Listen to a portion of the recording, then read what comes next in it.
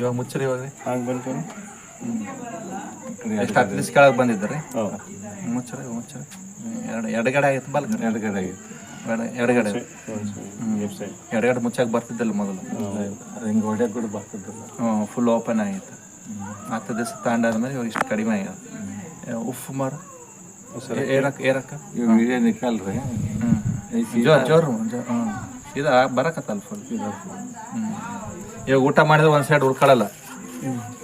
ಇಲ್ಲ ನೈಜರ್ एक side, 2 side पे आता है. कितना है उम्र आपका? 18 साल. 18 साल.